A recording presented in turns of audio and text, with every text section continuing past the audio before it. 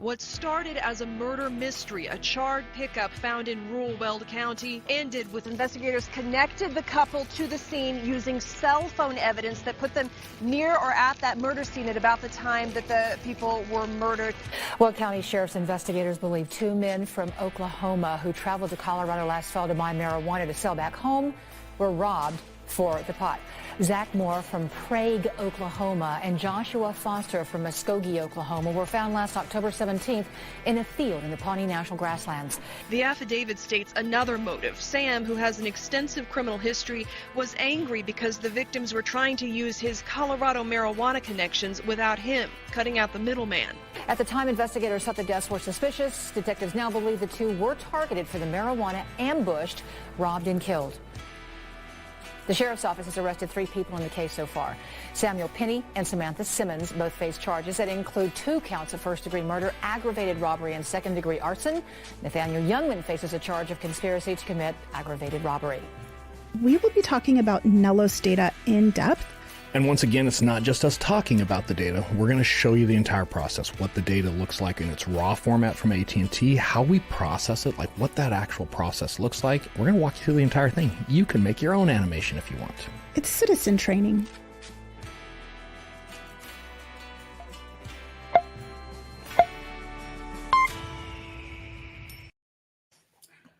Welcome to Socialite Crime Club Live.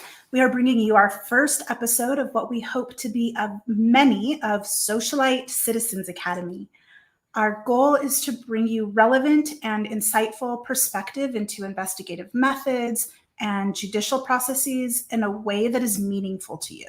So today we're talking about NELOS data. Next week we'll probably be bringing you something, very informative information about blood spatter. And Cy actually used to teach at the Citizens Academy at our police department. Yeah, it wasn't that fun. Why don't you tell them about that? Yeah, so in the United States, a lot of agencies will do what they refer to. Hang on, we got to slow this down. Why did you come in so formal, babe? Look at all of the things. I know, Echoes. I didn't pack well. As you can tell, we are not in the studio. Yeah, not Twiz. Those of you years from now, you're all going to remember that time Cy didn't wear his hat? I got to be honest, I'm not wearing anything underneath the shirt either. Like all I have was pretty much this shirt. I've got some type of a loincloth that I stitched together with some old shop rags from the garage, but I was not prepared for tonight. So no hat. Sorry, guys. It's all good. But yeah, the Citizens Academy, Socialite Crime Club, Citizens Academy. No, it's Socialite Citizens Academy. Socialite Crime Club. It's getting too lengthy, so we're just calling it Socialite Citizens Academy. So in the United States, a lot of law enforcement agencies will do what they call a Citizens Academy. And what it is different people can apply, just regular citizens from that community. And then what they do is law enforcement will do like, 12 weeks, I think is a lot of them. They'll meet once a week and they'll run their citizens through all the aspects of a police department, why they do certain things. And I always got suckered into having to teach the investigations part of it. So we're going to kind of take that aspect and try to work some things in there. Oh, look, thank you, Lady Leo. I do look nice without the hat. You always look nice. More than just the hat. It's important. You are. He did consider not. Beautiful.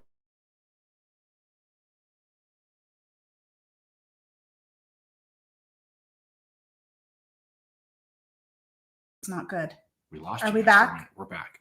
Okay. I do have this mountain man hat that has like the floppy ears. I was going to wear that instead, but yeah. Keri I'm glad he didn't. Keri wouldn't let me. So are you. Yeah. This, but.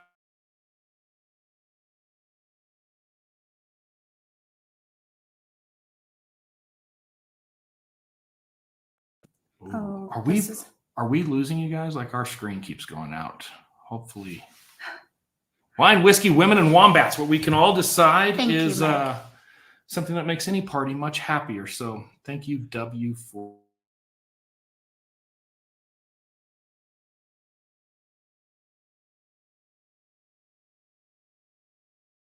Why do we have a this thing? That low. Bree, are we on? Yeah, we're on. Why are we freezing up? We're freezing up. You're like the old lady right now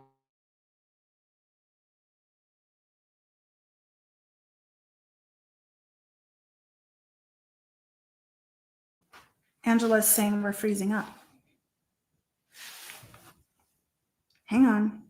Y'all are freezing. Are you guys on Wi-Fi? Okay, we're making some corrections, people. Stand by. Sorry, everybody. Now we know. Now we know. I'm going to post working on it. Leave Keri alone. She's not. Thank you. Oh, that's right. Thank you. I'm not an old lady yet. She was tapping the screen when we were freezing up. It's like, are you guys there? Can you hear us? Are we good now? So I left the Wi-Fi on with his hat. Probably. All right, let's get into this. Let's talk about some NELOS. So what we're going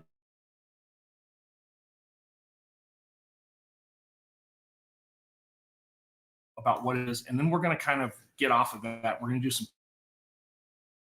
I've got some other really cool things we're going to try to get into. But essentially, NELOS is a location estimate. It is only for AT&T. So you only get it with AT&T. There is no other carrier out there that does any type of NELOS. And it's estimated location of a mobile device. And it only gets up to 25 meters. So 25 meters is as good as it will ever get. And then we can see it go all the way to 35,000 meters. So that's basically he's somewhere in a major metropolitan area. So it can get really difficult to see in the wider areas. It's not designed to track people. It's designed to perform network performance. And I'm going to talk a little bit about that here in just a minute, about why phone companies don't actually track people. So it'll be interesting to see what we can leverage with that. So we'll get into that. It's no longer available from AT&T. It's actually been replaced by a different report. That report's called Locabor. It's kind of the same thing, but it's not. They've added some new stuff. Now, any of you that have been around the true crime community, oh, hang on, I see that. Oh, but having challenges. Mary P, stand by a minute. I'm going to see if we can do just that.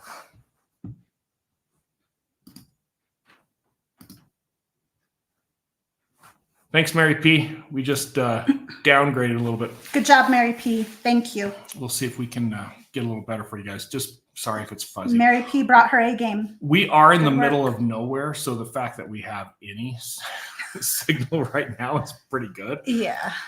Okay, so this disclaimer, and like what I was saying is anybody who's been in the true crime community for a while and you've heard anything about AT&T NELOS, you've probably heard stuff about it's not that reliable, you can't really use it. There's a lot of entities that won't use it. We won't get into all those details again, but AT&T actually puts a disclaimer at the top of the page of the NELOS report, and that's what's on the screen here. So they do actually tell you like, hey, you can't use this with precise location. You've got to be careful because you will get locations that are less than exact. And I want to talk about this just a little bit. So phone companies are not in the business to track customers. And I know there's a lot of conspiracy theorists out there that are going to tell us where you don't know what we're talking about, but just hear me out for a minute. By the way, did anybody see the flat earth comment? We had a flat earther come on this week and really give it to us about how the world doesn't understand the earth is flat. It's okay, but that doesn't matter. Yeah, it doesn't matter. Keri made me be really, really nice on that one. So I was We don't nice. know what other people No, the earth's not believe. flat. Okay, we'll go on with AT&T. So anyway, we've got to be careful with anytime we think phone companies are tracking phones because they're not. Thanks, Heather. See, Heather's in the game. All right, so let's talk a little bit about phone companies. They're in the business to sell you service, and right now our service isn't that great, so they're doing a terrible job, at least here. But here's the thing. Phone companies really don't care about tracking individuals. They care about tracking the masses. And what the NELOS system is, it's kind of like a heartbeat monitor on AT&T's network. And it allows AT&T to have some insight of where phones are operating generally. They don't care if you're within a block, a half a mile. They're just saying, hey, this many people are probably connected to these 3 cell sites. Here is the service that they're getting. And it helps them actually predict outages when they have performance issues. Maybe they have a big increase of AT&T users in a particular area they haven't seen before. So what NELOS does is it estimates a general estimate of all of their users so that people within AT&T can analyze this data and basically troubleshoot their network, do network planning, network optimization. Has nothing to do with tracking individuals. And this isn't just with AT&T. This is how all of the providers compete with one another. If they don't know what their accuracy looks like, or if people have good service or not, then they're going to lose money, right? So it's all part of the monopolistic nature of maintaining good data of what their service looks like for their customers. Sorry, I got distracted on Rollo. It's okay. Rollo, you stopped him in my tracks. So Clearly you didn't see this week's Joe Rogan shirt. I'm not Joe Rogan. Although I did get a great comment. All right, let's talk about what the data actually looks like. I changed this phone number, so this isn't an actual target phone number. So if anybody tries to Google the 563-555 number, it's a fake number. It doesn't exist. But what we get, comes in a text file, so it's really difficult to read.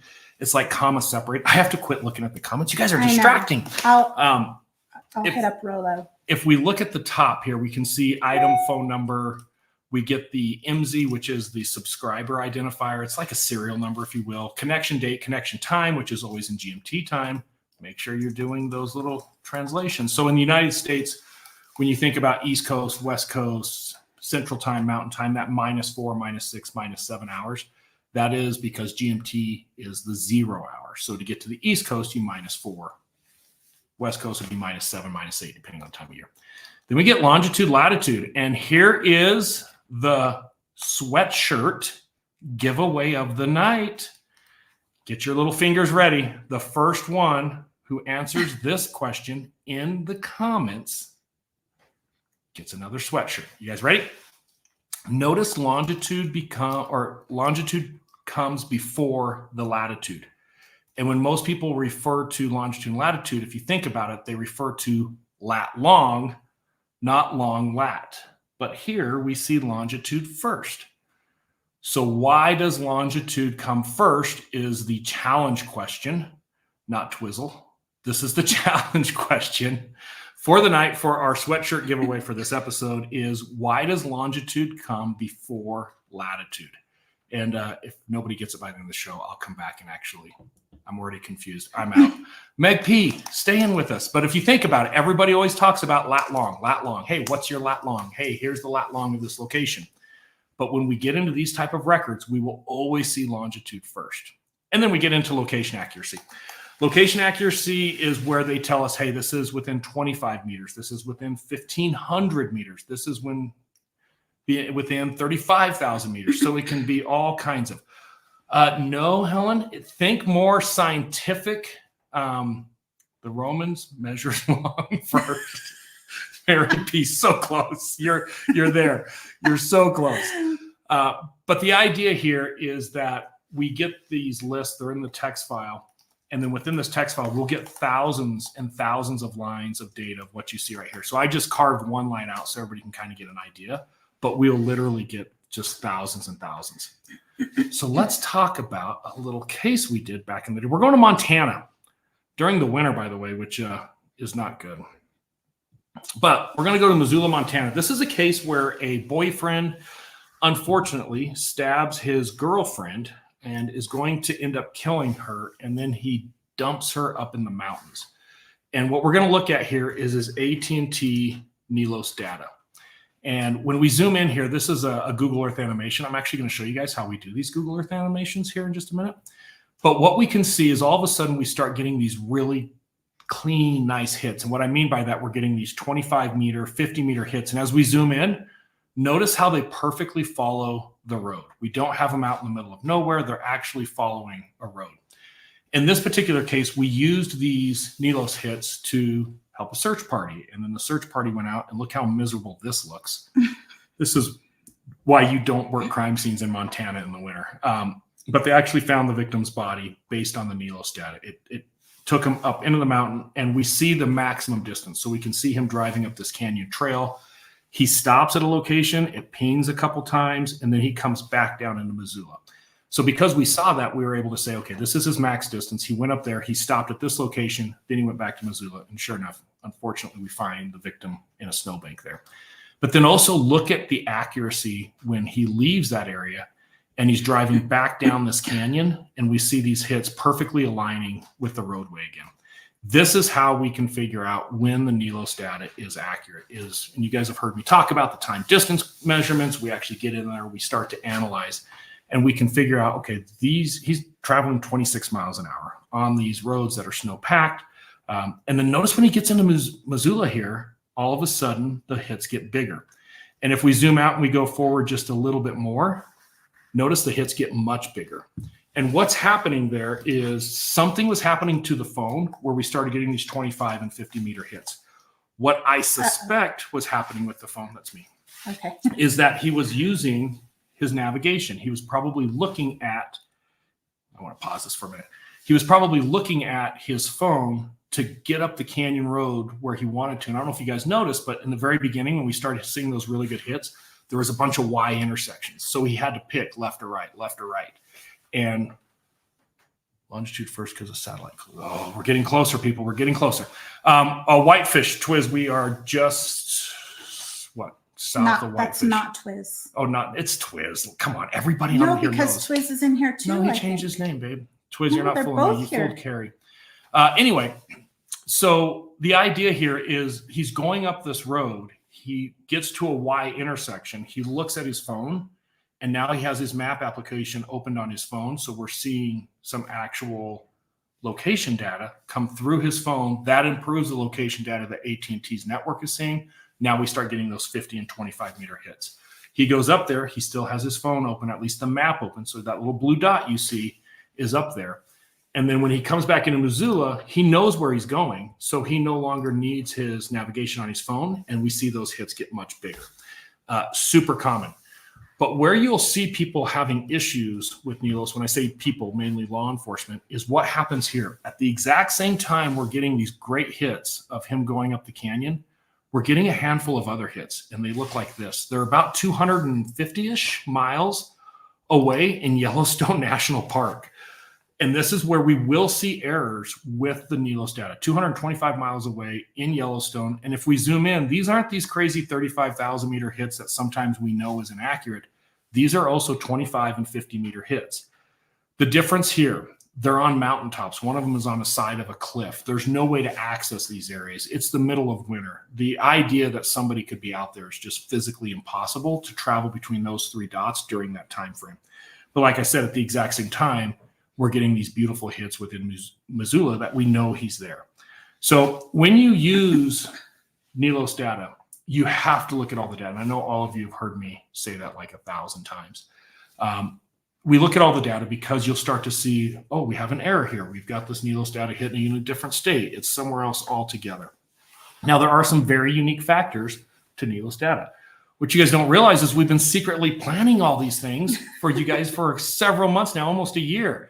So when we go into navigation mode, we see great NELOS data. We're going to talk about that with the Sam Penny case, A Penny for Your Thoughts, episode 44, which was this week.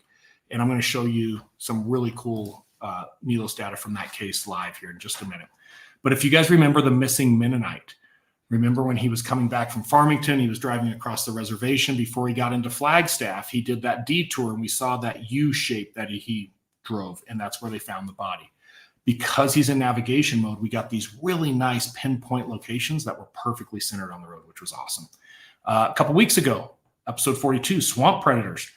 On that case, we had NELOS hits that were hitting, I think they were 5,000 meters, but they were centered right on top of two cell sites. And if you remember that episode, we got that little, got to get in the camera here, we got that little football shape of those two overlaps.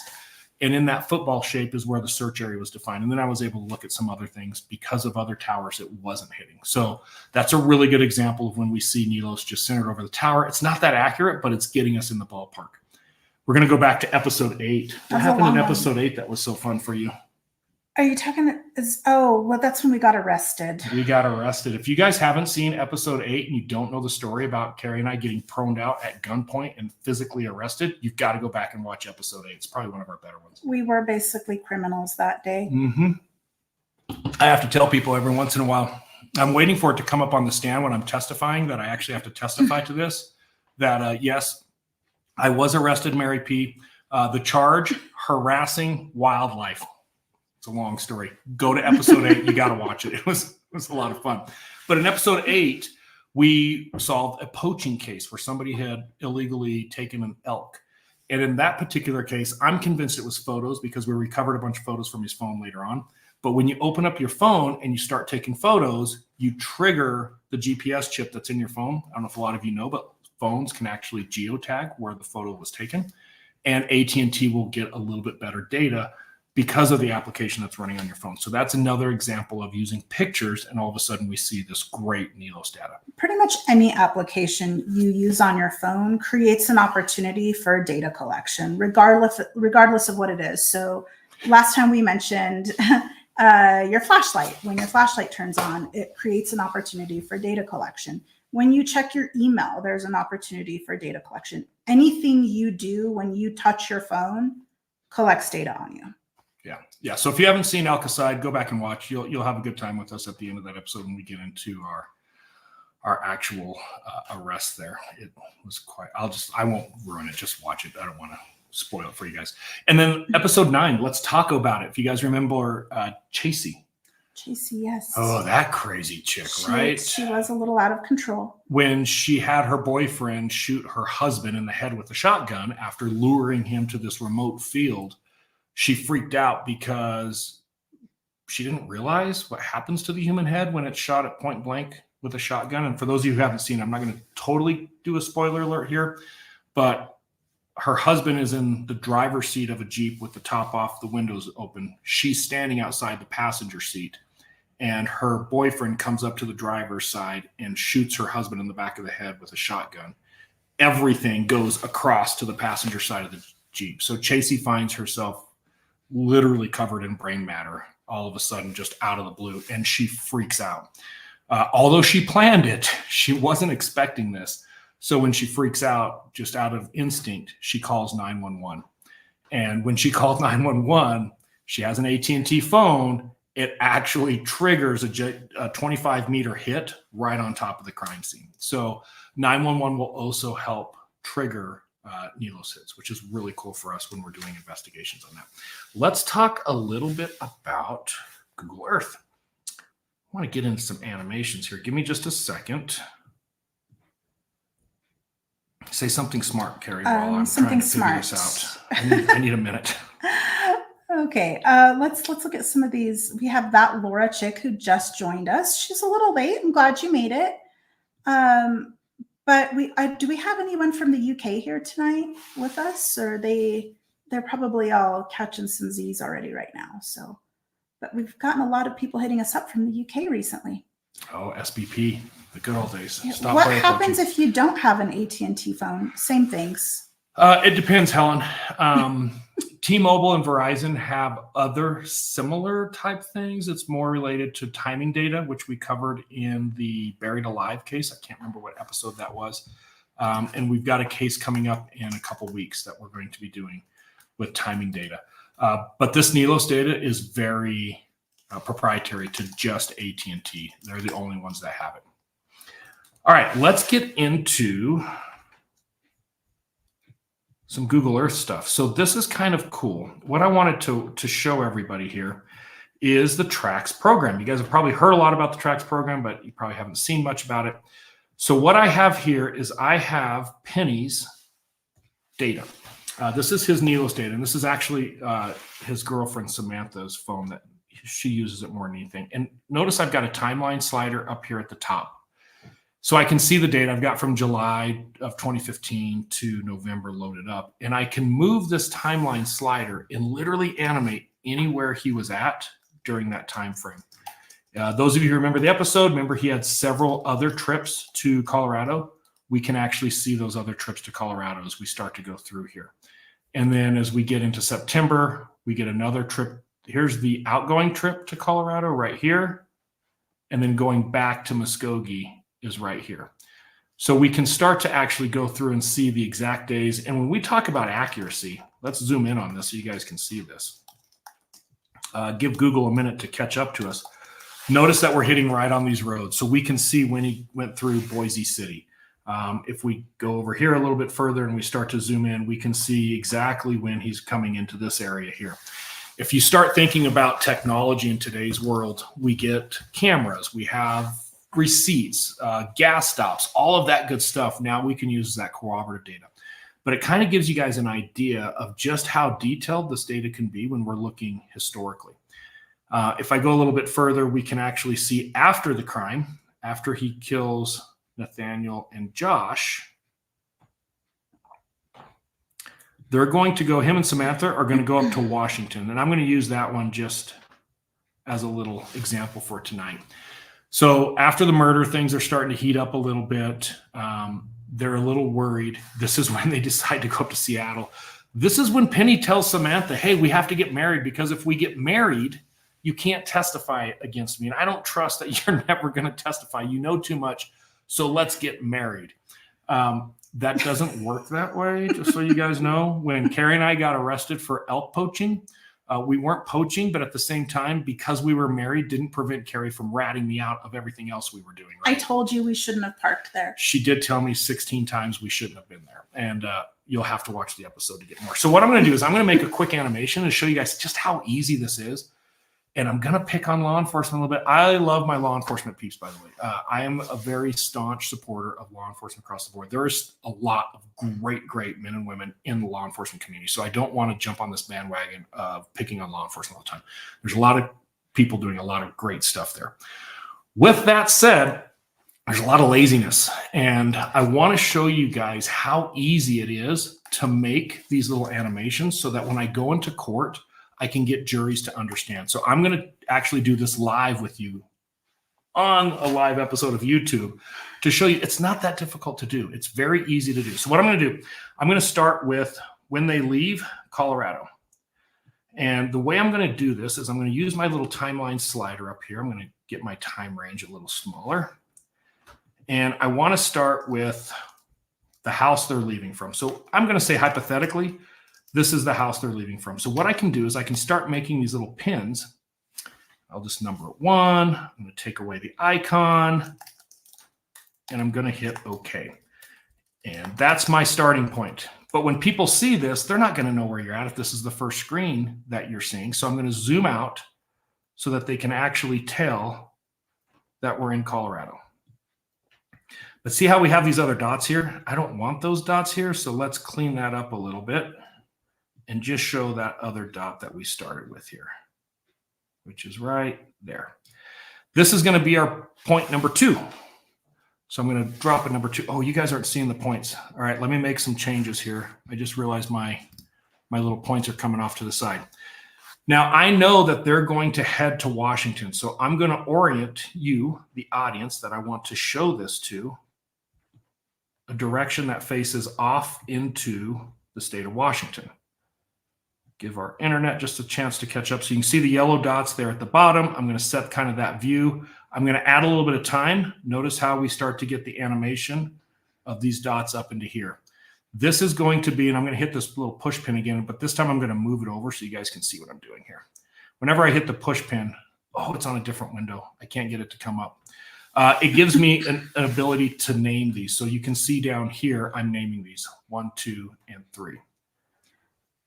It's easier to do this when you're on a Windows computer, not Mac. Yeah. Actually, so to show this. We're going to go forward a little bit more. You guys see how he's kind of cutting through Idaho here. Add a little bit of time there. This is going to be number 4. And you'll see number 4 populate off there to the right. Let's move forward a little bit more. He's coming into Oregon. I'll add a little bit more time so we see them coming into Washington. This will be number 5. And then we're going to zoom in here a little bit as he comes into Washington so we can see. Let me get back to that one. Uh-oh. There we go. Boom. Went to Snoqualmie. If anybody's been to Snoqualmie, by the way, beautiful. Love that place. There's a little brewery. Snoqualmie Brewery. We got lost once. We got lost. We ended up at a brewery. You're going to find that as a constant theme of whenever Keri and I travel. We get lost a lot and we end up at breweries. But if I zoom into this last it's the only one, way we find our way back somewhere. Yeah, let's say that this was a really significant location to the case. So I'm going to end with this location, zooming in so people can see it. And I'm going to save that as number 6. And you see number 6 came up over here. Okay, now watch how cool this is to run you through the animation. If I double click on one, we go back to the starting point automatically. Every time I hit that little yellow push pin, what Google Earth did is it saved the screenshot, the map view, and then also the time that's represented in this little timeline slider up here. So watch what happens when I click number 2. It's going to show us, hey, we're in Colorado. And it's going to be a little choppy because we're doing this over the internet on a live show through YouTube. I mean, bear with us. If I double click on number 3, it's going to give us that angle showing the route headed up towards Washington. If I click on number 4, it's actually going to keep walking us through their travel through Idaho. We actually see them coming up into Oregon. If I click on number 5, it's going to take us all the way up here into the Oregon area, going into Washington now. And if I click on the number 6, it's going to take us into Washington. And we're buffering on the internet, but that whole thing right there took me maybe 5 minutes. The internet will catch up. That yellow will go away. Sorry. Just a heads up, I am starring everybody's questions. So at the end of our learning lesson here, we will go through and look at everybody's questions. Shh, hang on. That's really good. I know it's a great answer. But at the end, we'll go through, cover everybody's questions and talk about why it isn't, or why it is. Right. It is. Yeah. So whenever I do one of these cases, what I'll do is I'll just screen record the map side. So not all this stuff that you see off to the left. I'll just do the map side here. I'll put my cursor or my little video box around that, record that, and then I run these animations. And that's how we create the work product that actually goes into court. What we have found is trying to do like a PDF of a PowerPoint of just these different slides. It doesn't animate it the same. It's really hard to follow. So this is why we end up doing that. So Love Latina 2010, most sexy screen name on YouTube. She asked a great question. Does this show time? And we're showing you a space of time on the timeline slider. So yes, we can see the time of somebody's device because we actually manage time zones within the data. Because when we get them as law enforcement, it may not be the proper time zone that AT&T or Verizon, any provider, will ever send it to you in. So that has to be reformatted. But you see the timeline slider up in the top left corner of the map. That is where we can start to push 7 months of records down into a month or a week of time. We can get it down to a minute of time or within seconds to be able to show specific points of location and time to a jury, and then be able to corroborate that with other evidence when we're in trial. I'm going to share or change the way I'm sharing my screen. I just realized I was just sharing the window, not the entire screen. So I'm doing some things on the side that you guys couldn't see. So let me fix this really quick. Sorry for the live. Okay. So what Keri was just talking about, if I go up here to the timeline slider, there's a little wrench tool right here. I can actually bring up this window and I can see the amount of time that's represented. And I can adjust that. So I can look at, just like Keri was saying, a couple seconds, a couple minutes, a couple hours, a couple days. And I'll show an example of that here in just a minute. When I was dropping these little push pins over here, the 1, 2, 3, 4, 5, 6, anytime I click this little yellow push pin button, I was getting this coming up. And that's where I'd be like, okay, well, this is number 7. And I was just hitting okay. But as soon as I click this yellow button or this little yellow thumbtack, whatever time frame I have on this timeline slider, and then whatever location I have in the map, when I drop that pin, it saves those two. And that's how we can actually navigate back through here where I double click on 2. Notice the timeline slider is changing because it captured the date and time, but it also captured the physical location. A super powerful tool. We've had some really good successes with this across the country. This is the exact format that I was using when we had a defense attorney tell us that he was trying to suppress the evidence because it was nothing more than a commercial for his defendant's guilt. And it was. We missed a birthday. You got to tell us before the show. I wasn't ready. Oh, that's too bad. We could have had a birthday song for you, Jen. But to go back to that question of time, check out what happens. It's probably I'm going to try to do this without freezing up Google Earth, but it gives us the ability now where I can look at everywhere Sam Penny was. So I can go through now and I can start to see all of these yellow dots, and then I can zoom into any one of these dots, click on it, and see the date and time that he's in. So very, very powerful tool. This is the track system. If you guys have heard anything about the unreliability of Cy-Ray and the track system, this is exactly what we're talking about.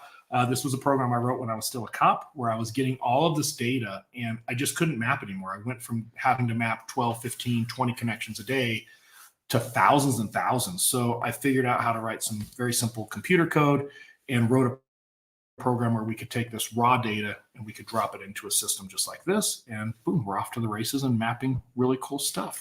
So Echoes of Clarity expressed that they were very confused. So it is confusing. It is not easy to understand this data. And for a lot of law enforcement, it takes years to understand this and to understand it with a level of clarity that they can actually go into the courtroom and testify about it.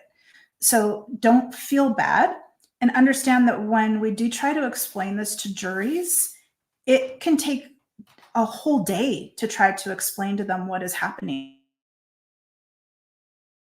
Challenging to do. So don't feel bad if it's confusing. But that's one of the reasons that we're doing these Socialite Citizens Academies, is so that we can bring some clarity to you over time. It won't just happen in one episode, but the goal is to bring you enough information that we're not trying to make you into a detective or help you understand everything that goes into this process, but we can bring you some insightful information that will bring some more perspective to what it is that's happening in the courtroom. Oh, you know what? It wasn't Mary. I think this is the first one. Bree, keep me honest. Wait, I have a bunch of starred. Yeah. No, that's what I'm going through. Oh. X-axis is longitude, Y is latitude. XY order is preferred in mathematical function. Look at the big brain on cold or covered. That is a big brain. You're a smart cookie, cold or You're covered. a smart cookie. I think Mary got in there shortly after that, but this is 100% right. Scientifically and programmatically, when we start looking at what's going on with this code, if we're programming into a computer, longitude is the x-axis, latitude is the y-axis, and because x comes before y, encoding the whole idea here is longitude comes first. So look at that, big brain, impressive. Do me a favor, cold or somebody covered. said, wait, Cane V's the purge. What? I totally copied and pasted it first. I totally copied it. All right, we will confirm this. Yeah, Brianna is keeping track of everything for us. We have Bree to keep us honest. Yeah, so maybe there's a couple of hoodies going out tonight. So all right, let's try to start working through some of our comments here. Is there anything specific that happens when someone turns the phone back on from being in airplane mode? Yes. What is that episode? Oh, Hale. Remember the Hale case? When he had the pager and we were tracking the pager, going out of a coverage area or turning your phone off, the cellular part, when you turn it back on, it has to re-register to the network. And what happens in that re-registering is it starts to ask the network, hey, here I am. Is my bill paid? Do I have access? What do I have access to? And when that happens, we get all of these little chatter, if you will, on the network. So we'll see a little dump of information very quickly there in the beginning. So it does cause the phone to get really chatty there for a minute. All right, let's see. I'm just picking a couple here. Let's also tell you the time it took them to get there. Yes. What's really cool with this, Love Latina, is that we can start to see these time distance. If you think about this week's episode, what really drove this case over the edge is when the defense was challenging the accuracy. And we found, hey, when they went to Grand Junction, they got caught in road construction. And when I did the time distance measurements and I was trying to estimate how fast they were going, I had it at 8 miles an hour. We were able to later figure out there was road construction that was at 10 miles an hour. So yes, not only do we see it, but it helps actually verify the accuracy of the records. Let's see. Going through some of these. Poor Echoes. I'm sorry, Echoes. yeah, you gotta stay on what you're talking about. It's Google Earth. If you were just doing maybe a couple yellow, is there a scenario where Jeff, is it true you eat at Applebees? I've heard this. You need to answer first. Someone told us that you eat at Applebee's. What's wrong is that with true? What's wrong with that? Nothing. I just wanted to know. It's if the neighborhood true. grill. It is. Why wouldn't you? I used to really like their little riblets there. They had really good little riblets at Applebee's. Stop it. Just wanted to see if somebody really knew him or not. Oh yeah, Jeff H. I love Applebee's. All right, Jeff H. They have a good Asian chicken salad there. Jeff H. just painted a really good picture of why I'm including a special bonus part of tonight's episode. I'm going to come back to this, Jeff. All right. Give me just a minute. I will come back to I'll answer Angela. Is tracks used only by police and is a warrant needed? Yes. A warrant is needed to, well, okay. It's a two-part question. It's a two-part question. First, a warrant is needed to obtain any type of information as it pertains to location information or content. And in constitutional confusion, that's an episode that we have coming up. We will get into the need of a warrant for data such as location information and content. And we'll talk about more of that and just the details of it as it relates to your privacy. As far as law enforcement, primarily law enforcement does use tracks. However, attorneys can use it as well. They're not necessarily law enforcement, but they do have the ability to gain this type of data through search warrant. defense experts. We have a number of defense experts around the country who also use tracks. Mm-hmm. So tracks, the access of tracks is limited because only people who have access to this data can use it. So where, sure, we could sell it to the general public, but your ability to get this location data is going to be very, very difficult because it does require a warrant.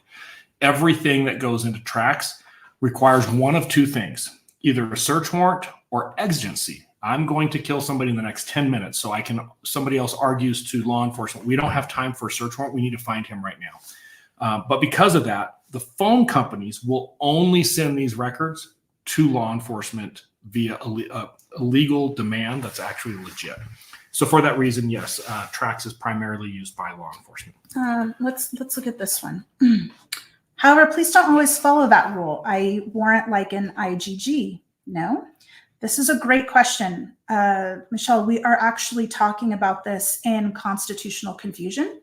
There was just some case law or a ruling that came out of the Fifth Circuit that could very well impact exactly what you're talking about here. And we're discussing that in constitutional confusion. This is a great question and something that everybody needs to be thinking about. Yeah, I need to thread a needle here very carefully on that answer, but you are correct. There are ways that law enforcement can sidestep warrants. And I'm going to be brutally honest, and some people won't like that, but I really don't care. There's a time and a place to do that. And we have an episode coming up called The Spider and the Fly, where I was part of a task force that we were a bigger national task force where we had missing children. We would respond to these call outs essentially. And there was about 15 of us. And we all had kind of our expertise, but they would put us all together and remotely we would start working these missing child cases. And we're going to cover one of these cases in Spider and the Fly, where we had an 11-year-old that had just been abducted. And if there's ever a time for law enforcement to be able to reach into certain databases to save somebody's life, it's absolutely justified. So when I say there's a time and a place for this, I don't know anybody's going to come out and say you shouldn't be able to access that data to save an 11-year-old, right? We have somebody who made some terrible decisions because she's young and then she got put in a really bad situation and now somebody is doing terrible things to her.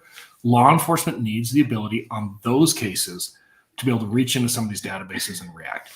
The problem is, to your point, man, we're terrible. And when I say we, law enforcement, we're terrible at getting these really cool resources and then we abuse them.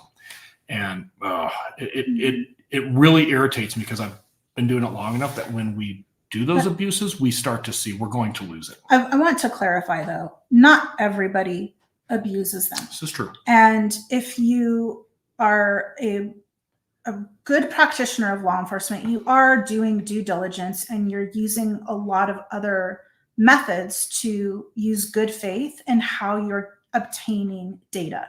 You're looking for multiple opinions across the judicial system to ensure that you're doing things properly and you're not violating anyone's rights.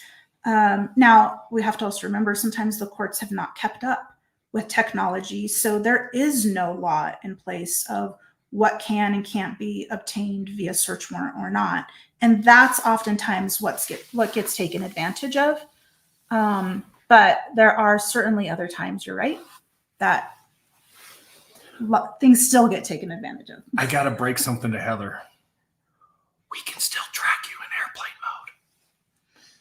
What a lot of people don't realize is the phone carriers are not in the business of tracking cell phones to precise locations, right? They are going to be very general. However, you have a ton of apps that you probably live on that work in airplane mode that allow us to track you so much better. So I've had a number of cases where people put their phones in airplane mode, which forces them onto Wi-Fi to do anything with their phone. And once they connect to that Wi-Fi and they start doing things on that Wi-Fi, it's no longer, we think they're in this neighborhood. We know they're in that house. So Heather, when you start finding yourself up to no good, just turn it off. Don't put it in airplane mode. We'll still find you. I think Heather's probably not a person who finds herself up to no good. Let's see. You know what? I'm going to transition to the second part of today's episode because we had a question come up. Give me just a second to position something. Say something smart again, babe, while I do this. Salty Grace, I turn on airplane mode to change my phone faster. What do you mean change your phone? Like if you get a burner phone? What does she mean by that? This is actually a really good thing. If you guys are ever experiencing an issue where your cellular network seems like it's just not working right, or you're trying to get your phone to start up faster, if you put it into airplane mode, it prevents some of the normal startup stuff. So you will actually get things happening faster, but also it's a good way to reset your phone on the cellular side. So yeah, really smart. Yeah. We got a lot of smart people on here today. We do have a lot of smart cookies. Is it true if you use Gmail, it automatically tracks your location? There was a time where that was true, not so much anymore. Yes, it still tracks your location. Google has gotten really good at hiding this because they don't want it to go out. So yes, it tracks you. Law enforcement's ability to get it these days is really, really hard. And we have an episode coming up in a couple of weeks, constitutional confusion. It's kind of a sad thing that's happening. The Fifth Circuit has come out and made these Google geofences, and I suspect there's some other things that are coming behind it, unconstitutional. Gmail has been tracking this, or Google rather, has been tracking this for years. They're really getting careful on changing what they're allowing law enforcement to access. There's good and bad to it. There is a lot of great protection, but constitutional confusion, the whole point of that episode is we also see where true criminals get away with committing crimes when this happens. So let's jump. Somebody did ask earlier, is this your Third Amendment rights or Fourth Amendment rights? When we start talking about your privacy and when it comes to your location information and your content, it's your Fourth Amendment right. 100% fourth. So this is what we look at as search and seizure law, right? What your rights are as a citizen in the United States as it pertains to search and seizure. Okay, Bree and Keri, if you guys will keep starring some comments here for us. Yeah. I'm going to switch directions for just a little bit because it came up again tonight. Like I've seen it 3 times tonight, 3 times, people. So I want to talk about this just a little bit. We talked about something this week and we got a lot of traction on some other shows. There were a lot of comments about it. So I want to cover, what is a gag order? Yeah. Why do the courts issue a gag order? What is it used for? What does that mean? Who does it apply to? And thank goodness for Brianna, because she actually tracks, well, her and our entire team, actually, they do track a lot of information that's out there that people have just questions about, that there seems to be a lot of confusion around, or maybe some misinterpretations, or people just trying to figure out and they don't have any clear answers. And so Bree came to us and said, hey, I think this would be a really good idea if you'd cover this, because it seems that people are searching for answers and clarity on this. So that's what we're going to do for you now. Yeah. So, and I want to start with a couple of things that might surprise a lot of people. It is totally normal for gag orders to be in place. I would say probably half of the cases that I've worked over the last 30 years, we've had a gag order in place. So number one, this is not special to some certain case. We see this all the time. I am currently under multiple gag orders. So it's not just one case that I've seen this. I'm like, oh, wow, that's weird. I'm under a gag order. Me getting served by a process server or a subpoena or a gag order is a Thursday for us. So it's very, very common, is the first thing I want to get into. This is not abnormal at all. The second thing that people need to understand is that, especially on high profile cases, somebody coming in and looking at evidence early in the case before anything has been put out to the public, and then for some reason no longer working on that case and divulging the things that they have seen, completely perverts the justice system. And this isn't just a defense thing.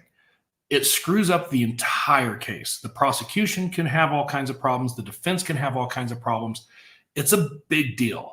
So as these cases go, law enforcement is actually restricted. Law enforcement, if you really screw this up, and I've seen it in a couple of cases, you can be fired. So there is some actual things that can happen to law enforcement officers if they violate this. They don't have to necessarily sign a gag order. But for an expert who is not involved in the initial investigation but gets involved later on, this is super common. Before anything is really communicated back and forth with either prosecution or defense, depending on what you're doing with your expertise, you will typically be sent these gag orders. And the gag order will say, hey, the judge has actually dropped this gag. Now, one thing I want to talk about here a little bit is this piece right here. If an expert claims he or she received any evidence or any form of communication reference the following, they are bound by the gag order. It only relates to people who have been afforded the access to sealed evidence. So let's say that there's a case, hypothetical, not going to talk about any particular case, hypothetical, there's a case where, I don't know, maybe an affidavit, a search warrant affidavit gets released to the public. Well, you can Google it and it pops up. Okay, that is now public information. The gag order no longer pertains to that probable cause affidavit because it's out to the public. Everybody has seen it. However, there's a lot of stuff in that case or any other case or something else where that stuff hasn't been seen. And the problem becomes when you start to get people who are commenting on this before it actually goes into court, it doesn't follow the criminal justice system. And it can really, like I said earlier, pervert things. So where I wanted to cover in this a little bit further, because it really irritated me, I watched part of the video, I could barely stomach to get through it, of this guy, this expert. And he's an expert. He's testified an expert. I'll give it to him. He's an expert. But he testifies about how he made contact with a particular prosecution and defense team, reviewed some evidence, and he bailed out. And now he's talking about... Oh, he bailed out because they couldn't afford him. Yeah, just a number of different things. Well, if you look at what I have in italics here, number one, you will never see a piece of actual evidence on a criminal investigation as an expert. If that case is under a gag order, you have to sign the gag order. Nothing will be turned over to you until you sign a gag order. On top of that gag order, there's typically an NDA, and it's a non-disclosure agreement. What's really important with NDAs is a lot of times non-disclosure agreements will actually say, hey, you can't even tell anybody you're working this case until it gets released through the courts. So a lot of experts who are working on these particular cases, they can't even tell people like, hey, I'm part of this case because it hasn't been put on the court record yet. So for someone to say, I worked on this case, I reviewed this data, I now have these opinions, you're violating pretty much everything that's in italics here. Evidence regarding the occurrence or transactions involved in the case. You can't talk about it. This one's really interesting. The character, credibility, reputation, or criminal record of a party, victim, or witness. If I was to go on YouTube and challenge the credibility of a witness on an active case, and my challenge to that witness is based off of things that I've reviewed as part of this gag order, I've just violated the gag order. You can't do that. You can't comment on the case in any way, shape, or form. So we've been really careful with this, and we just had a couple questions come up before. And I know they're very random questions, but I have to avoid those because I'm sure you all can appreciate I don't want to be put in a situation where someone says, well, yeah, but you know what they were talking about. Because I have signed this gag order, and because I've signed this gag order, I can't talk about it at all. And I get really careful about even the hypothetical of talking about it. More importantly, and the reason I wanted to cover this tonight is when you see other experts who claim to have seen some type of evidence on any high-profile case in which a gag order is in place, they're lying. If they're not lying, it's actually violating a criminal court order. You can be held in contempt of court. It's a misdemeanor. It's jail time and a fine. So just be careful about when you see these people who say, oh no, I saw this evidence or I saw this data, they probably didn't, because we take these gag orders very, very seriously. And any expert whose career is being an expert, you don't violate a gag order. You violate that gag order, you're done. And if they're talking about that, then they probably need to be reported to law enforcement so that an investigation can begin on the truth of their statements. You're so or bad. not. My wife is brilliant. So anyway, I wanted to cover that a little bit because I know we've had a couple of questions come up, and I'll just kind of go through them really quick. But that's why I'm hesitant to really get into some of these other questions. I don't want to be the guy who screws anything up. And like I said, the gag orders are really clear. You got to follow them. You just do what you got to do. All right, back to some cool questions. What do we got? We have actually a lot of questions. All right, let me. Somebody was asking the difference between a gag order and a dissemination order. Can you explain that for them? I'd have to see the dissemination order because there's a lot. A gag order is pretty much a dissemination order, if depending on how it's worded. I think what you're saying is the prevention of dissemination, how this information gets disseminated. Go back up a little bit. What was this one right here? Which one? Meg. Thank you, Meg. You're awesome. Anytime, we love breaking it down for you. Here, let me throw a couple. I'm going to start from the bottom. You work from the top. Okay. Awesome. Yes, thank you, Truth Seeker. The policeman's ball. I got to tell you guys, I used to get phone calls from people trying to raise money from the police, and I'm like, no, I'm not going to give you any money. That's not how. Anyway. We do get a lot of calls from police, like associations, but they're really pushy. And I'm thinking, we actually give our money to a lot of other organizations. Support the kids. So yeah, how do you get involved in a case? We've had, you know what? One of our viewers, Thomas Oaxaca, asked this question. He recently just commented, but I don't know. I think we were flying and traveling when that question came in, and I don't know that you ever got around to answering it for Thomas. Yeah, so a couple different avenues. Training. I have probably, and we've tried totaling this up, we quit. I've probably trained or presented in front of about 35,000 law enforcement officers across the country for the last, 15 years or so, as well as internationally.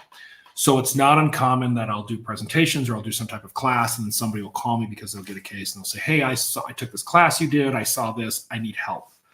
So that's one. We had and still have, the track system is used by almost 800 agencies throughout the United States. So it's not uncommon for somebody to be using tracks, and then they'll reach out to me. And then word of mouth.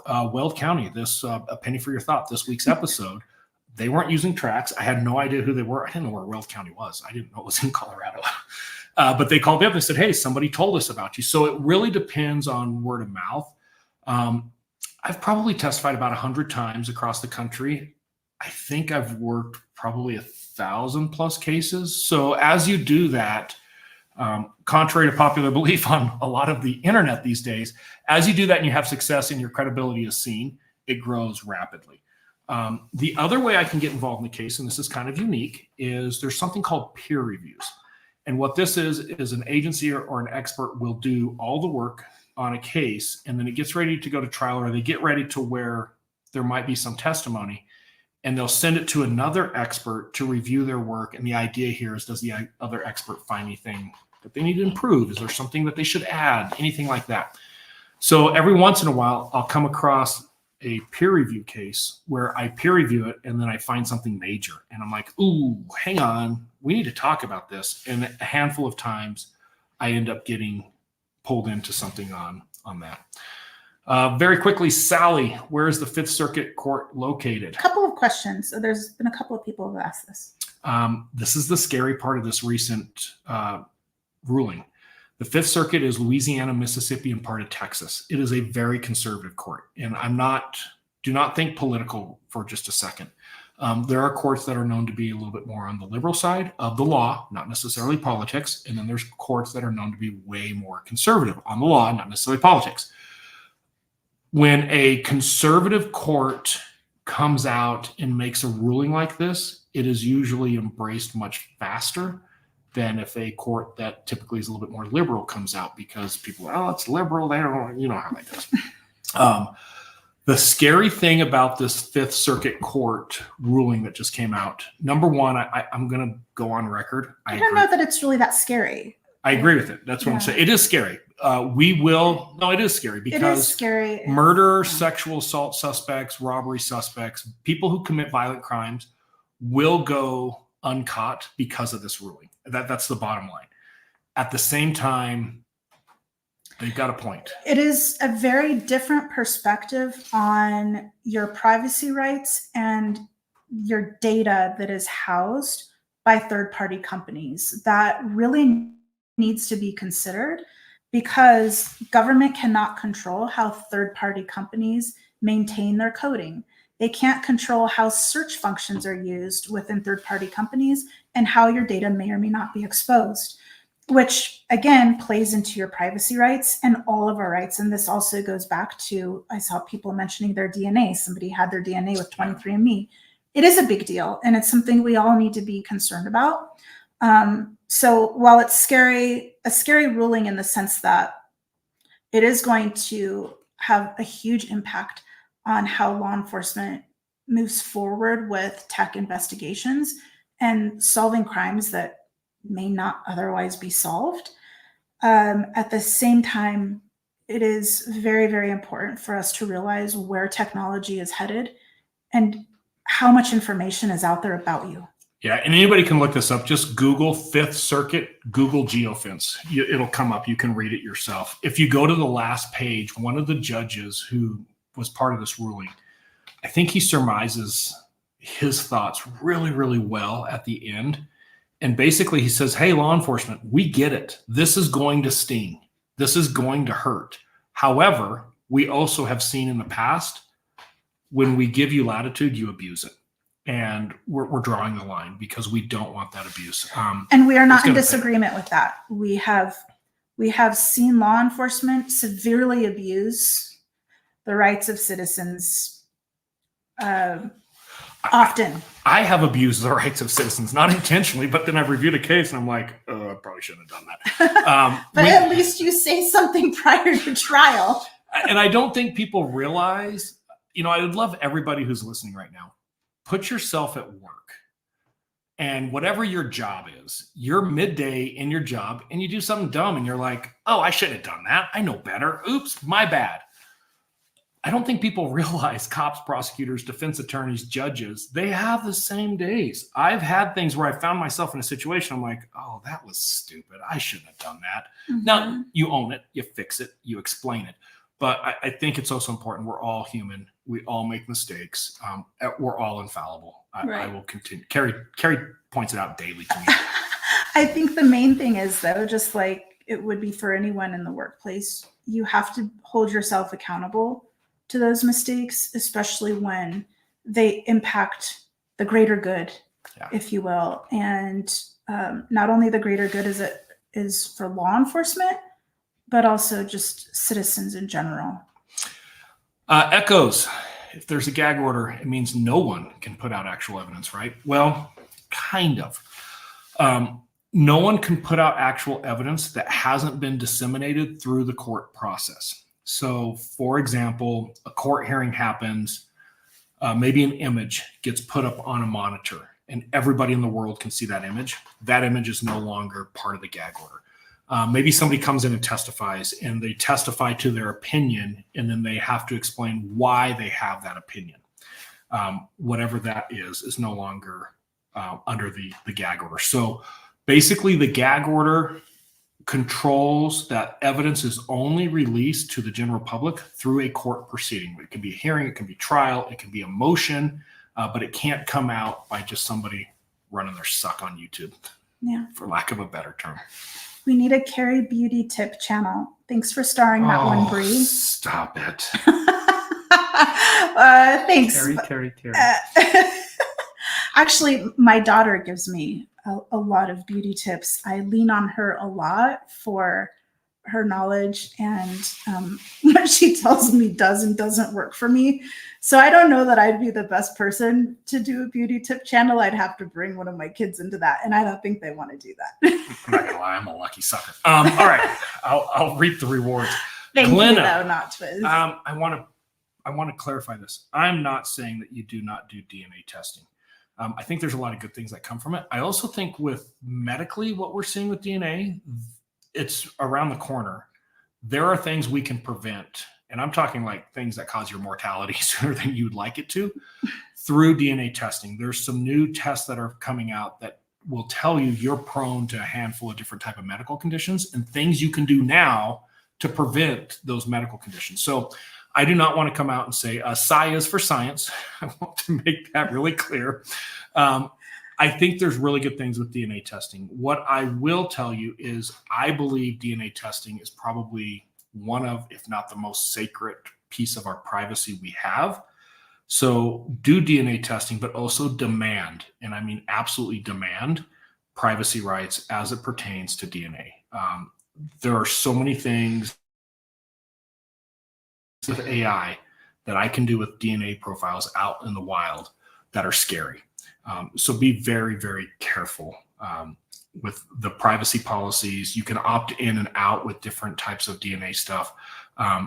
My DNA is out there. I did a test a while back. Keri refuses to. I don't want to know if I have a sibling. What do you mean you don't want to know if you have a sibling? I'm an only child. How would you not know if you have a sibling? I'm an only child and I like it. I don't want to change that. It's a common problem in our house. Keri is very much an only child.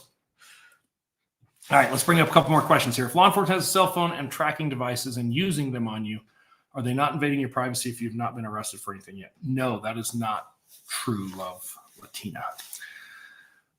All right, let me clear up a couple things. Number one, cell phone. If I'm looking at your cell phone records as it pertains to location, I have to have a search warrant. That is Carpenter. US v. Carpenter is the case that clarified that. And for law enforcement to do this, essentially, just so everybody understands the process, I, as a law enforcement officer, have to write a probable cause statement where I tell a judge, hey, Loftina 2010, she's been up to some shady shit, Judge. Here's all the things I think she's doing. Here's why I think she's doing it. I think she has her cell phone when she's doing these things for X, Y, and Z reason. And hey, Your Honor, if I look at her cell phone records, I'm going to find evidence of her crimes. And that's the articulation piece, is that the cell phone records have to actually provide evidence of the crime that I'm investigating. This is really important with the Google geofence we've been talking about. I've got to identify a target. Love Tina 2010, you are my target. I have to identify the crime. She committed this crime. I'm going to be nice and not tell everybody the crime that you're committing. So you have to have a crime. And then number two. A sexy screen name. It's a crime. Seduction of screen name. Yeah. And then I have to explain, hey, Your Honor, because she's committing this crime, and here's who's committing this crime, this specific piece of evidence that I'm going to seize over here, Verizon, AT&T, wherever it is going to give me this. And I have to actually articulate what those phone records are going to do to help my investigation. As far as tracking devices, if you think about like a tracker they put on the car, same thing. There's case law out there now that every law enforcement agency in the United States has to write a search warrant for this. And I have to articulate to a judge, hey, we have watched her commit this crime 6 times.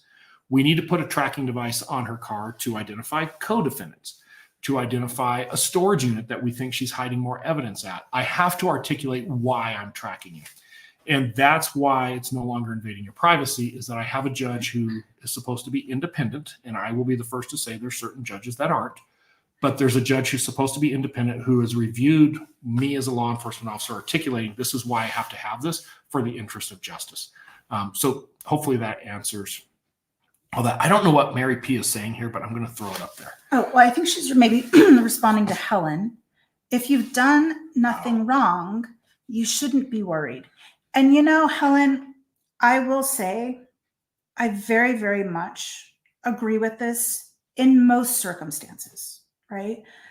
However, I do think that there are abuses of obtaining people's information, obtaining their location information, their content, even their other private things about them, that it can impact them with the way that technology is headed. Yeah, with the way technology is headed and what is out there, especially with DNA.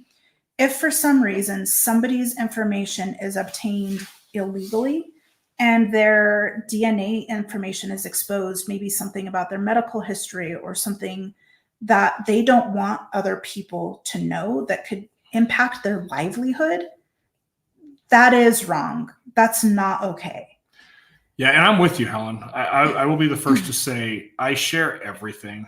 I don't turn my location off. I want people to know where I'm at. So if anything bad happens, because I've always had that same attitude, I don't care if people see where I'm at. I'm not doing anything wrong. And I feel the same way only until recently. Yeah, there's technology that's coming out where I don't have to target an individual anymore. I can target somebody completely unrelated to this investigation, and I can get back to a target. And there's times where that isn't accurate. And you're going to love, Helen, constitutional confusion. I think it comes out in 2 weeks, so 2 Wednesdays away. I think that one will really sum up what Keri and I are getting at here. And I used to say this all the time. If you're not a shithead, you don't have anything to worry about, right? And I still do believe that. But I think there are other things that we really need to take into consideration now with the advancements of artificial intelligence and where technology is headed. Yeah, what if there is leaked images or audio? I am the first one to say if there's a leak, we got to identify it. These things really screw up cases. They screw up jury pools. They cost taxpayers hundreds of thousands of dollars. I don't know that people understand what something as simple as a change of venue, what that costs. It is not cheap. The other problem with this is there's a ripple effect when things are leaked in an investigation like this. And now all of a sudden we have witnesses whose testimony is changed because now they know of an image or an audio that they didn't previously know. And, oh, they're wrong. I am all about, this is where you have to hold everybody accountable. Experts, defense, prosecution, cops. This is just simply unacceptable. And the idea here is when we leak things like this, we're influencing not so much the jury, not so much the public, we're influencing witnesses. And that's where I really get stuck on that. So yeah, I'm all about hold them accountable. There is, if you leak something that you have access to, there's always a criminal charge that can be levied there. How high is the bar? Evidence in PCA. Those of you who are not familiar, PCA is a probable cause affidavit. It's the PC statement that accompanies a search warrant. That is the justification of why a judge is signing off on a search warrant. How high is the bar to mimic a cell tower to track a suspect? Is there a threshold? Oh, I think you're talking, Jen, about a cell site simulator. I ran a cell site simulator for a number of years. I will tell you, I was one of the OGs when it came to cell site simulator. When this technology first came out, we didn't write search warrants. We just went out and did it because that's what we were told. Oh, you don't need a search warrant for this. You talked about this in the Little Annie case. Yeah, Little Annie, case we did out of Draper, Utah. However, as technology caught up with the law or the law caught up with technology, you have to write a search warrant for this now. There should always be an accompanying search warrant to track a suspect using the cell site simulator, which is mimicking a cell tower. It's tough to do, though. A lot of people don't realize it's not a magic box. You don't just turn it on and show you. There's a lot of work that goes into that. We'll cover that one of these days. Clicking a couple here. Can we get a funky, quirky story? Hang on. Just because you weren't doing something wrong. What was that one before? Like, you kind of skipped it. Just because you're not doing something wrong does not mean anyone can access your personal information. We have a right to privacy. Yes, you are absolutely right, Mimi. Yeah, Mimi. It's not that people don't understand it either, because I'll tell you, I'm the first violator of this. I don't care if you guys look at my personal stuff. Just don't look at my pictures. Don't look through my phone pictures. But I don't care about my location. Like my life is actually really boring. I don't care. It's not that people don't understand it. I think what happens is it's very easy to find yourself in a position of, well, I'm not that person. I don't have this problem. I don't care about that. And it's amazing how creative people can get in using your personal information to cause some other adverse reaction. And until you actually experience it, it's hard to understand it. Well, I think that's what she's saying. Just because you're not doing something wrong does not mean anyone can have access to your data. And you're right. Like, you should have privacy to your data, to anything that's on your phone. Every time you touch your screen, regardless of how search filters and parameters take place within certain backend systems. And that's a lot of what law enforcement is dealing with and what the courts are dealing with, and what also third-party entities such as Google is dealing with the Fifth Circuit's decision. Why don't you answer this one? Tara's asking a really good question. No PD, by the way, is New Orleans Police Department. French Quarter gave that away. Stories.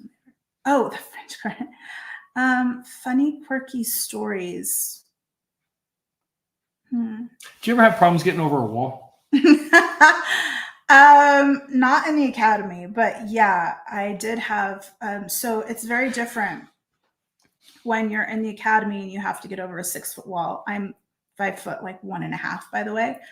And you are just wearing in the academy your workout clothes. So your shorts and like this t-shirt. And then you get into the field and you have about 25 pounds of gear that you're carrying around, your vest, your gun belt, your taser, your radio, all kinds of stuff. And then when you are trying to be stealth-like and get over a wall in the middle of the night with your peers who have already made it over the wall. And it's like not even a wall. It's like a shaky, like creaky gate. Has and there you're ever been making all kinds of noise. That's pretty bad. Has there ever been radio traffic where people are talking about you specifically trying to get over a wall? Yeah. And one of my peers actually had to hop back over the wall and like give me like a foot push. It was the most horrible thing ever. And but we were dying laughing while we were doing it because it was just so funny. And I'm like, oh my gosh, we're not even quiet anymore. It was bad. I'm trying to remember if I got into this once, but we had a extortion case of getting over a wall. We had an extortion case where there was this drop, right? This big money drop. This is back on my SWAT days. And this money drop was supposed to happen. They were going to tape an envelope to the bottom of a mailbox, like the cluster mailboxes you see in the neighborhoods. Well, for us to get in position, the SWAT team, the idea was we're going to get as close to the mailbox as we can and hide, and where you have somebody looking out to the mailbox. So when the guy shows up to peel off the little envelope that's been taped underneath there, it's got like 10 grand in cash in it. We're going to pop out and boom, we get him. So we're trying to sneak through these backyards to get really close to this cluster mailbox. And our team leader, like the guy, went over a wall. And the gap between the wall and the swimming pool that was in that yard was about 6 inches. So as he comes over the wall and he's lowering himself down, it's dark, it's nighttime. He doesn't realize how small that area is. And he goes into the pool, but he's in full SWAT gear. He probably has about 150, 160 pounds worth of gear on, to include radio, taser, guns, long gun, like an actual an M4, which is a semi-automatic gun. And the next thing we know, we're trying to do a rescue, getting him out of the pool before he drowns. And it's February, so it's cold. He's freezing. Like, we had to actually get him out of there. But we couldn't stop laughing the rest of the night because it was, at the same time, some of the awesome stuff. Tara, we are going to keep working things in there. I love that question. That's kind of our scants episode as well. But now that you say that, I'm going to try to work one of these stories into every live we do. Thanks, Tara. Did you find one to click there? Yeah, somebody, K Lucky. We haven't heard from K Lucky before. Off topic. Thank you both. Thank you. Kind of working in the press and considering the landscape, literally and figuring, able to expand on it. Okay, so yeah, K Lucky. I was sitting in my office. I was a sergeant over our violent crimes unit. I was fat, dumb, and happy, air conditioned, good money, overtime. Life was easy. And I got a phone call from a friend of a friend of a friend who said, hey, there's this gig in Afghanistan. Do you want to go? And I thought, no, I don't want to go. But they explained more and more. And essentially, I guess I have a hard time explaining this other than recruited. I had a certain skill set at the time, and they were looking for people with that skill set to go over to Afghanistan, where I was assigned to an undercover Afghan police team. And we would mentor these undercover teams to go out in the field and exploit, for lack of a better term, IED networks. So what a lot of people don't realize is in Afghanistan, the term war is used very interchangeably. We weren't truly at war. And what this means is that we had to have permission to do a lot of things in Afghanistan as the military. But if we had Afghan counterparts, they could go out and do things and we could support them. So what this whole thing was is myself and a couple other law enforcement officers with similar backgrounds, we were assigned to these Afghan teams. We would go out in the field and we found that these IED cells, these groups within Afghanistan that are deploying explosives on a road, they're sending rockets into different bases, these different types of things where they're trying to blow up our servicemen and women, they operate very similar to drug cartels. So the whole point of this operation was, hey, if we get a bunch of cops who are used to working with drug cartels and using an investigative methodology to exploit these different criminal networks, will it work in Afghanistan? So they assign us to the Afghan police team, allow us to go out in the field. I grew a big old beard. I'm all gray when I grow a beard. We ran around in like the man jams, but we were actually assigned to these Afghan police officers, and we were all over the country. It was a very, very successful program.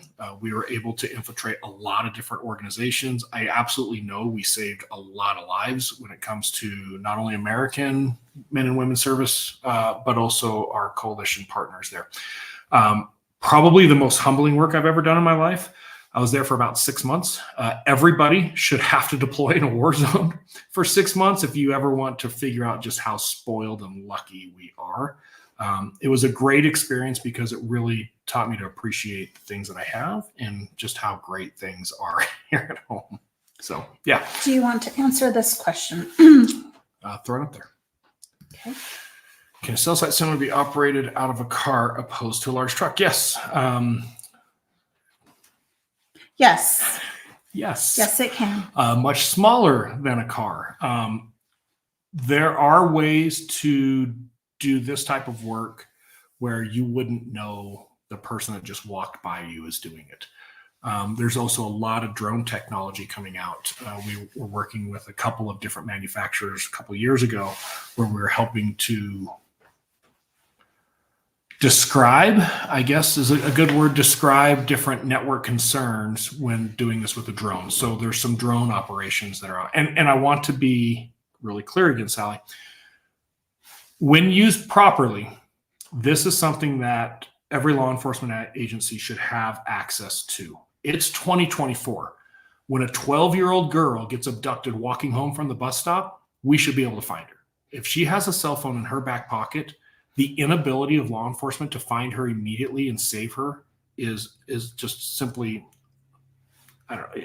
It's unacceptable. Yeah, it's unacceptable. It shouldn't happen anymore. I think especially if she's in a hotel and they're trying to pinpoint the exact room that she's in being molested or raped or whatever it is, or sex trafficked. Law enforcement should have the ability to go find that child or multiple children and find out exactly what rooms they're in. We actually worked with Las Vegas Metro PD during, was it a Super Bowl? What was it? I don't remember. No. When did we work with them? But they were telling us that they had tons of sex trafficking. Oh, it's during Super Bowl. Yeah, during the Super Bowl. Super Bowl is where sex trafficking is probably the highest. I know that surprises. And that's anywhere in the country. But Las Vegas, it's especially high because it's Las Vegas. Yeah. So I think that being able to find children who are being sex trafficked in a high population area with a lot of foot traffic, a lot of just visitors in and out is extremely imperative to law enforcement's abilities to do their job. Yeah, it's interesting too. I'm the first one to stand up and also say, with that great power comes great responsibility. When it's abused, it needs to be called out. I once got sent on a cell site simulator mission. We found out later on why. It was one of the command staff of our police department his daughter lost her phone. And they actually sent us out to try to recover her lost phone. So with those things, there's also a great responsibility. I feel like you've got to hold people accountable for them. Mm-hmm. That is a great question, Sally. Thank you so much for asking that. Yeah, somebody else said, I saw it different. I can't get back to it. Okay. There was someone else that was saying something about using a cell site simulator. Now I can't. Was it the criminals? Maybe, Patty, depending on where you are in the world. In the US, it's really, really unlikely. A really good cell site simulator that's going to cover all of the complexities of tracking a phone in the United States. The good one is going to cost you about 1.2 to 1.5 million, and you're going to have significant training on it.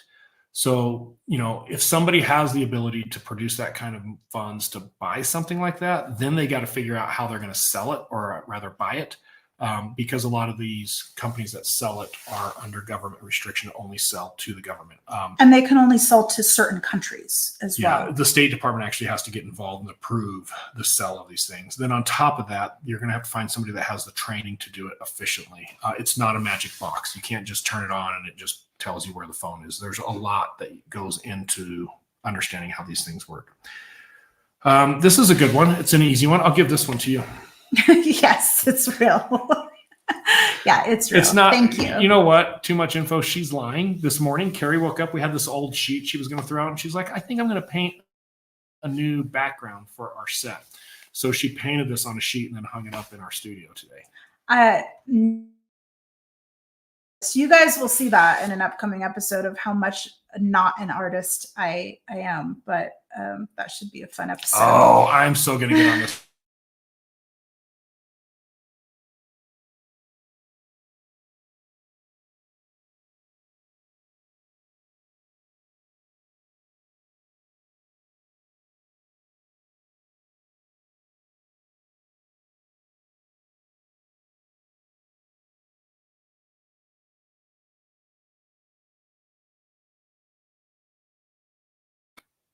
We're back.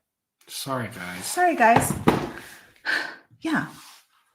It's a loaded question. What is the one piece of advice you have for parents, cellular safety related or otherwise? I have an almost 16-year-old son. Is everybody ready? Hey, Bree, help me out on the banner or the ticker.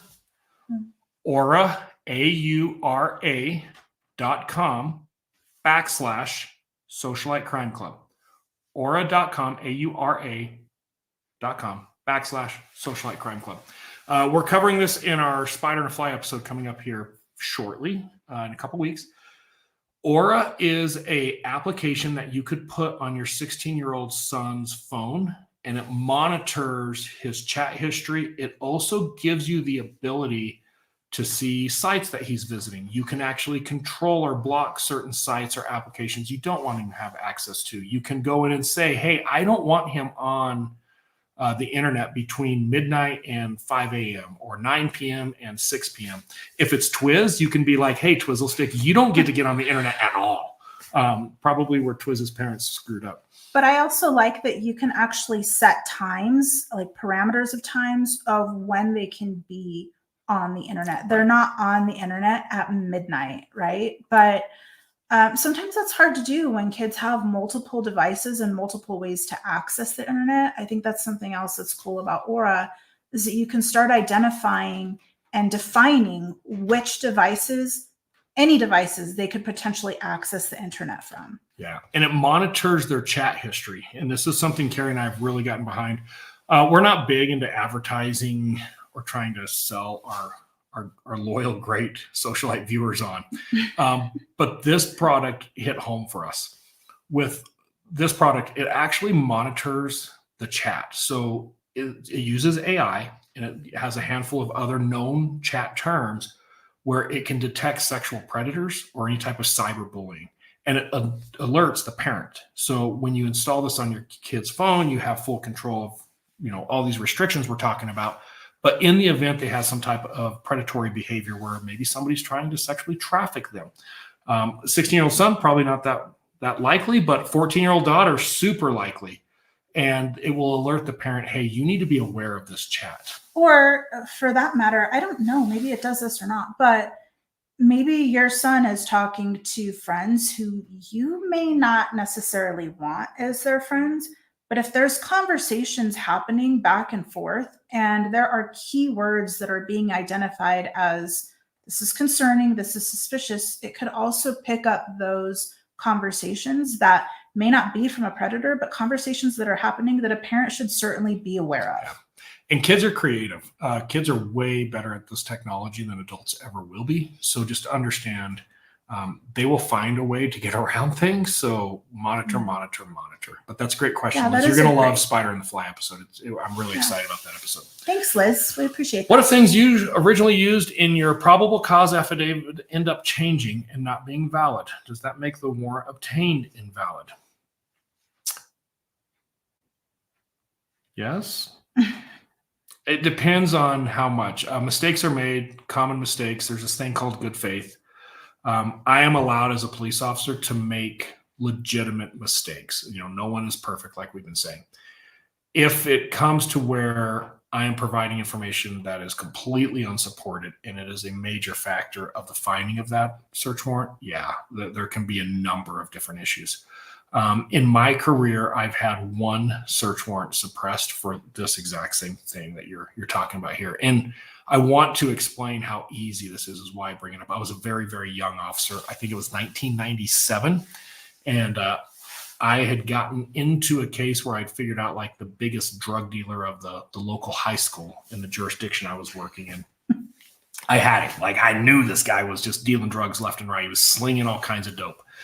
So I wrote a search warrant for his house. I had great information. There's no doubt the search warrant was going to reap the benefits. And it did. We seized a bunch of drugs out of his house. We criminally charged him.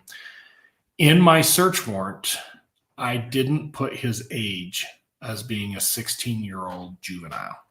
And it didn't even occur to me. I was a stupid young cop who didn't know much about what I was doing. I knew that he was a drug dealer, and I knew I had a ton of information showing he was a drug dealer, but I didn't explain to the judge that the house we were searching was actually his father's house and that he was just a 16-year-old kid. And that warrant got suppressed as a result. And all of the charges got thrown out, and all of the drugs, basically, we couldn't use them. We lost everything. As a young cop in 1997, I thought, got it. I will never do that again. So now I'm known for going overboard on my probable cause statements. Well, and I think for a lot of young officers as well, you may not have leadership who knows what you need to put in a search warrant. Search warrant writing, it's not necessarily an ambiguous thing, but if you also turn it over to a judge who just looks it over and doesn't really care, and they don't hold the officer accountable, they just push it through, and they're not giving that officer valuable learning experiences in addition to their command staff not doing that, you just get officers who continually do the same thing over and over again because they think it's okay, and they don't realize that they could be doing something better. This is why I commonly say conspiracies are typically masked with just incompetence. It is amazing. I can remember, we've got this case coming up. I'm not ready to do it because it's a very personal, I don't want to say emotional because that would reveal too much. It's a very personal case to me. It was the first child homicide that I ever worked. And I remember being on the scene and trying to figure out what I had. And I called my sergeant, and he was filling in. He was the property crime sergeant, and this was a violent crime, obviously. And I called him, and I asked him a handful of questions, and his response to me was, I don't know. I'm the property crime sergeant. Figure it out. And I just remember thinking, okay, so this is where I'm at. My first homicide involving a 3-year-old, well, actually 2.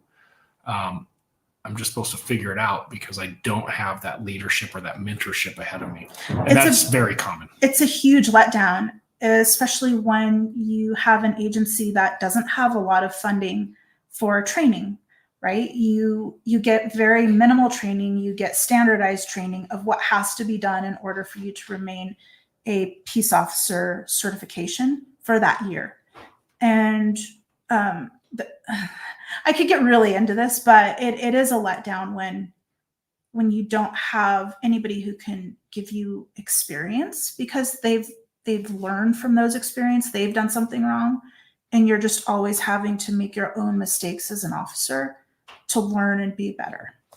So, hello, Miss Potts. Hi, Miss Potts. Said this many times, judges aren't fact-finding or fact-checking these officers' PCA. They just take their word. Sad but true. You are 100% correct, because that is literally by design. Judges, you have to swear out a search warrant. And so you have a police officer standing in front of a judge. And every time I've ever done a search warrant, you have to hold up your hand and you have to swear that everything in the affidavit is true and correct to the best of your abilities. Judges don't have time to do the fact checking. A lot of times we're trying to squeeze these search warrants in between other hearings and other challenges. It's not the judges, it's the officers. And ultimately, and sometimes this hurts, because I've seen cases where they've got the right guy, they've got the right suspect, everything is right, but the cops cheated a little bit. They maybe fudged a few things. How do you hold that accountable and at the same time execute justice, right? And you find yourself in this slippery slope where sometimes you have to take a stand, and the PCA is, even in spite of potentially having the right suspect, you've got to reach out and say, hey, we've got to draw a line. This is unacceptable. We have to hold these people accountable. And I want to make something really clear right now. I'm talking from personal experiences of cases I worked as a police officer when I say the things that I just said. I'm not referring to anything I've done since I've left law enforcement. But I've been involved with that where it hurts, because you know you got the right guy or the right girl. You know that you're justified in seeking that prosecution, but somebody did something wrong. And you, at the same time, you have to hold those people accountable. So it's tough. Mm-hmm. And I was lucky enough that, like, our city, our town wasn't necessarily so busy that our judges were constantly overwhelmed with complex search warrants or really violent search warrants. So when I did write a search warrant for something, even if as simple as a DUI, I was lucky enough to be able to have judges who would give me feedback of, hey, let's add this in or change that, or I would feel a lot more comfortable signing this if this verbiage was in here. But not everybody is that lucky. Yeah. Typically, Heather, they do not teach affidavit writing in the academy, because police officers coming out of the academy going into a patrol setting should never be writing search warrants. Typically, that's something that's more specialized training that you'll get later in your career.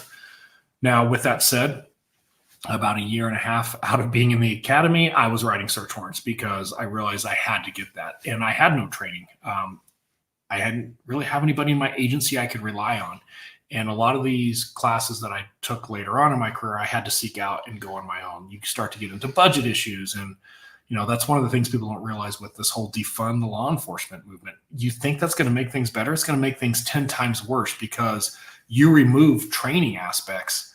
Everything is going to come unhinged at that point. So, yeah, it's something that really is an academy. There's continuing education for law enforcement, and it needs to be covered as you start to get your other experiences in there. You've got bigger things to worry about coming right out of the academy. But with that said, there is definitely a lack of training. I've taught a number of classes with affidavit writing and how to basically organize your search warrant, how to write your search warrant, making sure you put in certain things and how you do that. But yeah, it's an issue, and it's a training issue. We see it with all law enforcement. And I personally think that it's something that citizens should hold their local police departments accountable to. It's just that most citizens don't realize that it's a problem, that quality training is not necessarily being offered to their police officers. And if you don't realize that, you're not going to be able to hold anybody accountable, right? So what are you laughing at? Are you laughing at what I said? No. Oh. Did teach remembering what they said in a text message? Probably not. Yeah. I take it this is a personal experience. Caden B, The Purge. Sorry. No comment. No comment. All right, got a couple more, and then we're going to wrap it up here. I want people to know that Dateline Ella, I was just wondering, but I appreciate your stance. Oh, okay. Hang on. That's a fun one. I think we're about there this evening, babe. Yeah, what else do you want to throw in here? I don't know. I think we're good. It's time for dinner again. Keri, by the way, has a very set schedule on eating and sleeping, and you have to stay with that. Yes, we are done with the Cello or the NELOS stuff. Oh, sorry. I was trying to click on stuff and it's going too fast. We are done with the NELOS and the Cell stuff. Didn't want to overwhelm you guys too much on that. We have a lot more coming in episodes though, so we will start getting in there. And we're going to have episodes on other providers as well and what kind of data they provide too. So we have some. I know she cooked for you, lucky guy. You want to talk about this, babe? I don't cook that often. I cook Sai actually does a lot of our cooking. I am so lucky. He has some nice fillets set aside for us this evening. We're gonna kill some fillets. But I really like that he does do most of the cooking because it's not that I can't cook or I just don't like the cleanup process. So I usually do all the cleanup and Sai does the actual cooking, and I'm good with that. Okay, we got one more here. Oh. Not Twiz. Hang on. I lost one. They're waiting for Twiz to show up to finish the rest of it. Oh.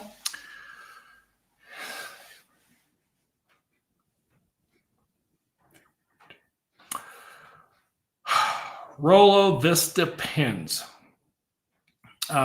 This was my situation trying to get over a wall. I didn't walk into the backyard, but I was trying to quietly get over somebody's fence line.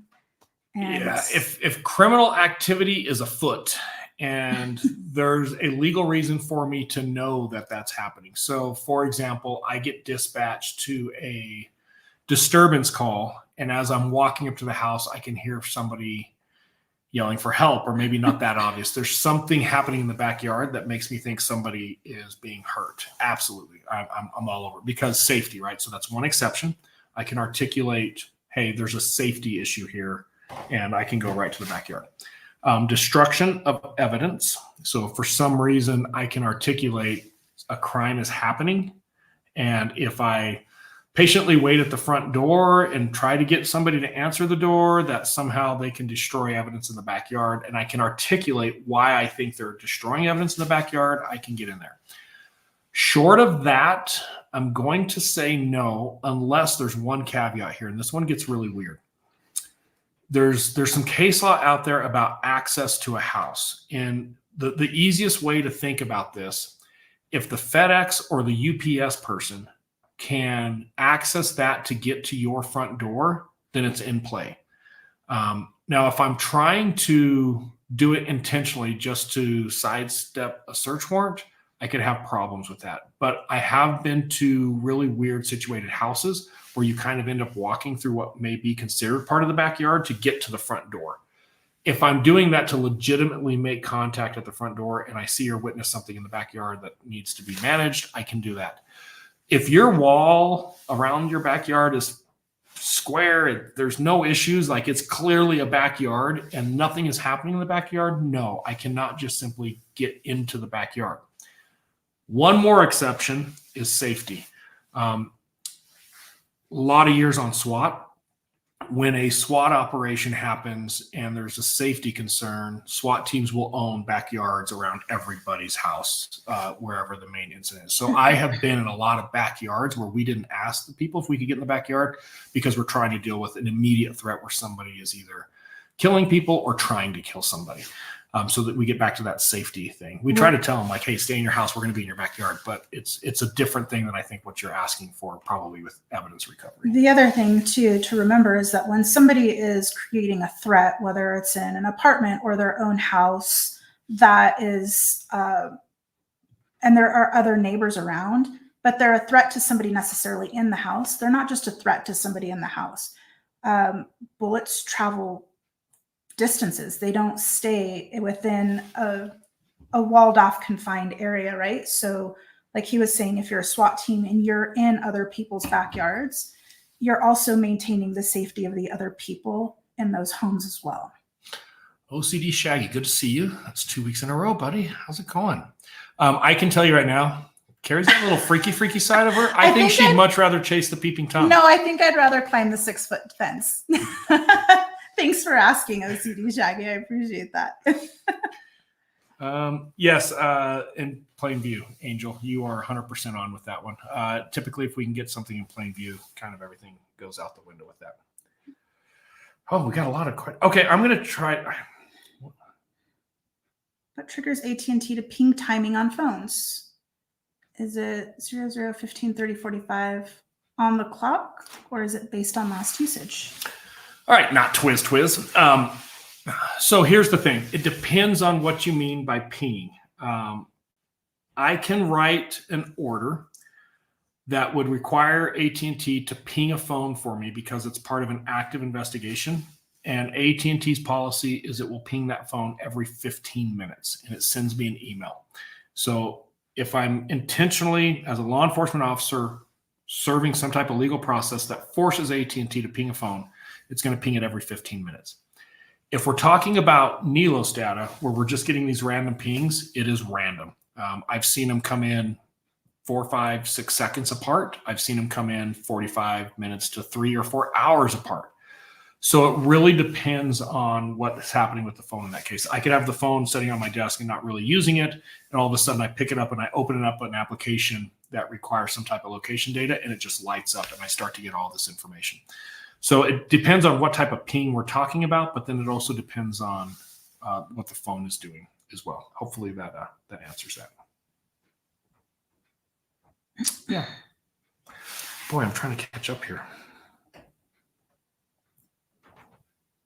I think we've pretty much covered everybody. Hey, thank you so much for joining our lives and hanging out with us. I love the interaction and the engagement from everybody, because this is our ultimate goal of creating a Socialite Citizens Academy, is to be able to answer questions like this and be as transparent as we can. And if we don't know the answers to something, we'll let you know and we'll seek them out and bring them to you, because there may be times that we don't know the answer to something, or that we have to make sure that we're clarifying. And if you do ever hear us say something that is questionable, call us out on it.